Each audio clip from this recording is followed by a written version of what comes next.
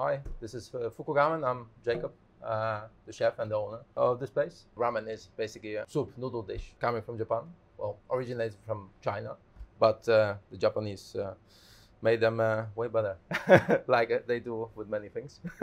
So it always contains of soup, the tare, which is the flavoring element, oil, noodles, and toppings, which can vary from what you're aiming for and what flavor you want to create. For example, one of the base ingredients, which we do here, of course, it's ramen noodles made by me. It's basically a blend of 4 different types of flour, 3 from Japan and 1 from Netherlands. Yeah, it took me quite a while to master the recipe, but I'm pretty happy with it, how it is right now. That was as well the staple which I always wanted to do. Like if we open the place, I want to make a difference by making the noodles. Well, the process of making the ramen noodles, it's sort of similar to making pasta. The main difference is that you use alkaline just to make the texture of the ramen noodles the way how they should be. So yeah, you can go from very bouncy and chewy to very hard, let's say al dente. But the process is pretty much the same. First you mix the dough, then you roll it up, then you combine it, laminate it, let's say, and then you flatten it and cut it, which we have the machine as well here. To do it, because it's quite a bit of work to do by hand, and it's definitely not worth it. I'm gonna show you as well one of the many ramen bowls which we serve since the opening. Let's say one of my favorites, to be honest. I just briefly show some of the ingredients of it. So basically, this is sort of the DNA of a ramen bowl, which is the seasoning part. In this case, it contains of a blend of 5 different types of soy sauce from Japan. Dried squid, dried scallops, and dried sardines. Also some salt from Okinawa, and a few other things which I will not disclose, as it's my secret. Then we have the oil, mandatory element of every bowl of ramen.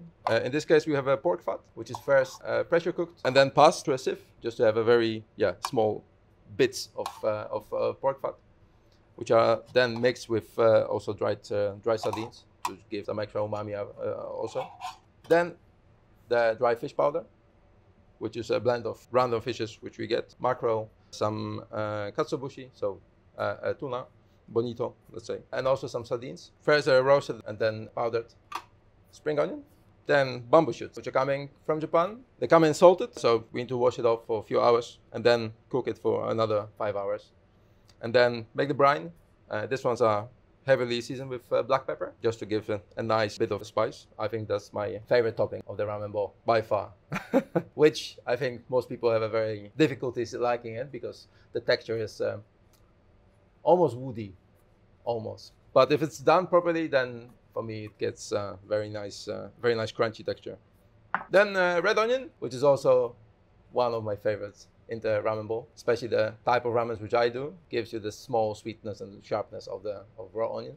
And then what every person like the most, which I hate, ajitama marinated eggs. They are marinated for 3 days now. They are salt boiled, 6 minutes 10 seconds, then peeled and then marinated for 3 up to 7 days, all depending what you're aiming for. In my opinion, the most overrated topping, as it takes a long time to do. And I mean, that's not necessarily the effect is worth the hard work, but people love it, so they even say it's the best one in town. So I don't know. I will not argue with them.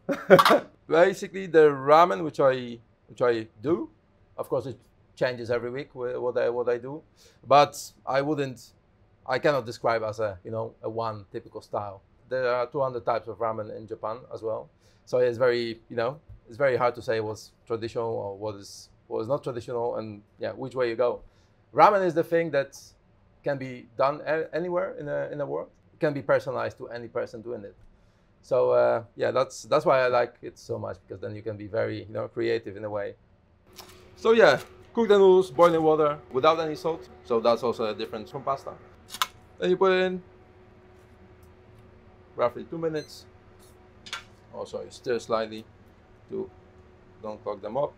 In the meantime as well, the soup is heating up. In this case, it's a blend of 3 types of soups. One made from pork, then the other one made from chicken, and a bit of dashi made with dried shrimp and also dried scallops. Everything changes as well. I try to rotate as well every week, let's say, what I put in my soup, just as well to showcase more and more to people. I sort of started to do that because people in Amsterdam especially, they think the ramen is only one thing, or there's 2 types of ramen in Amsterdam, let's say, you know. You have the tonkotsu and you have some sort of vegetarian something, which is called ramen. But like I said before, there's plenty of other styles in Japan. And yeah, that's the thing I want to showcase as well. Because it's very unfair to say, okay, this is only this and this. It's, yeah, people in Amsterdam are as well very limited in, you know, in what they can get. So yeah, I try to change it. So then we start always when we assemble the bowl to put the tare, so the flavoring part of the bowl. Then we always put the fat, in this case the pork fat. I always add a bit of the dried fish powder also. Then we go with the soup, and then we go with the noodles. To shake them well as well. So you don't really want any of that water. Then always loosen it up. Try to as nice as possible you can. Then we go with all the toppings. The egg, nicely marinated, nicely done. The assembly as well, it's also very personal, you know. Very personal as well. So you can as well choose what you want to do and how you want to plate it. Then we have a pork loin, which is slow cooked and then brined. It's a Baambrugs pork loin from one of the suppliers, which is one of my favorites as well. So basically we always cut some of it. Let's say 2 slices.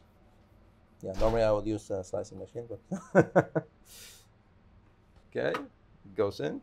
Then we have also the Iberico pork neck. Usually we barbecue it, but the barbecue isn't on. So we just go with all good torch, just to crisp up a little bit, warm up, release the fat as well.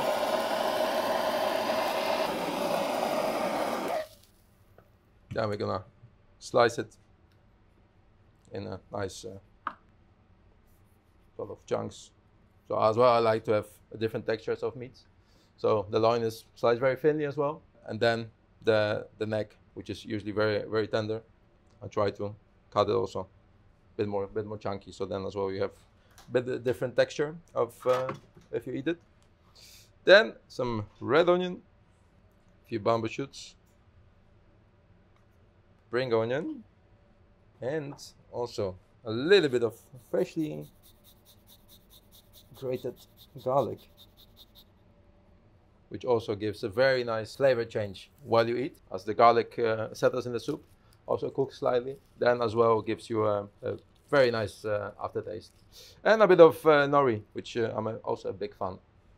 So pretty much that's the ready bowl. Our niboshi shoyu chintan. Niboshi stands for sardines in Japanese. That's why there's plenty of it in the bowl. There's also different type of seafood and fish, but the idea as well, the flavor combination of the pork fat, the onions, and shoyu, which is a soya sauce. It's a quite classic combination in Japan. Always with chopsticks. That's the best way when ramen arrives. When I'm in Japan, for example, I first grab the bowl and then try the soup straight from the bowl without a spoon, and then go with the chopsticks and pick up the noodles as well, see how they are. What's the texture as well, how they are, how thick, then try them as well, because there's a whole ritual in eating ramen. So ramen is very versatile. So like I mentioned before, that everyone have their own way of doing it. And ramen as well, usually when it cools down, you will notice as well different notes of seafood. The colder, if it cools down a bit, then the seafood part and the fish part goes way more noticeable. And then at the beginning, I always recommend to try the broth first as it is. So then you can as well see that, eventually the flavor changes. Lust je nog een video? Dat treft, want er staan er meer dan 1500 voor je klaar.